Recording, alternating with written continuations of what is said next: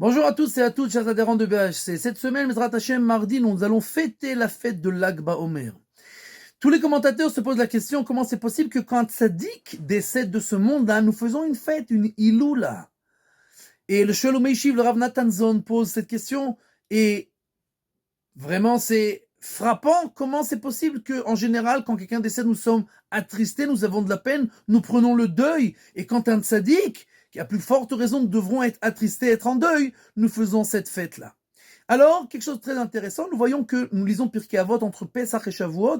Le 4e chapitre de Pirkei Avot, nous lisons toujours dans la semaine où tombe Lag BaOmer. Très intéressant, c'est le seul chapitre, ce chapitre, justement, c'est le chapitre où Rashbi, Rabbi Shimon Bar Yochai, parle dans une des Mishnayot et nous dit la chose suivante. Il y a 3 couronnes dans ce monde-là. La couronne de la royauté, la couronne de la Torah et la couronne de la Kehuna, des Kohanim. Mais, nous dit Rashbi, Keter Shem Tov ole al gabehem, la couronne du bon nom, de la bonne renommée, elle passe et elle monte au-dessus de toutes les autres couronnes. Qu'est-ce que ça veut dire? Ça veut dire que la couronne de la royauté, si ton père n'est pas roi, il y a très peu de chances que tu sois roi.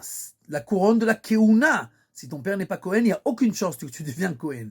Et la couronne de la Torah, tu peux peut-être étudier, tout le monde peut étudier, mais pas tout le monde ne peut avoir la couronne de la Torah, être le Gdolador, puisque quelqu'un, avant de naître, alors Akadosh Baruch Hu décide ce qu'il va être Chachamotipeh, s'il va être intelligent ou bête. Donc l'intelligence, c'est pas quelque chose qu'on décide, et donc peut-être que la couronne de la Torah, tu ne pourras pas l'avoir.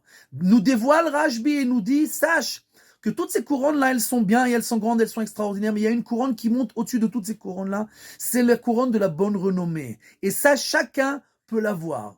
Et cette bonne renommée-là nous dévoile Shlomo HaMelech. Tov Shem mi Shemen Tov v'yom hamavet mi yom hivaldo. La bonne renommée est mieux que la bonne huile. L'huile, d'un point de vue naturel, dès qu'on la met sur de l'eau, hop, elle remonte en haut. Mais la bonne renommée, pour que ça monte et que tout le monde la voit, il faut travailler très difficilement et généralement jusqu'à la fin de sa vie. Et jusqu'alors, peut-être qu'on verra que cette personne, elle est décédée avec une bonne renommée. Et donc, quand on fait une Brit Mila, quand quelqu'un naît, on fait une fête, mais tu sais pas qu'est-ce qui va sortir de cette personne. Tu sais pas qu'est-ce que ça va devenir. Seulement, tu pourras le savoir quand il va décéder à la fin de sa vie. Et donc, c'est ce qu'il nous dit Shlomo HaMelech.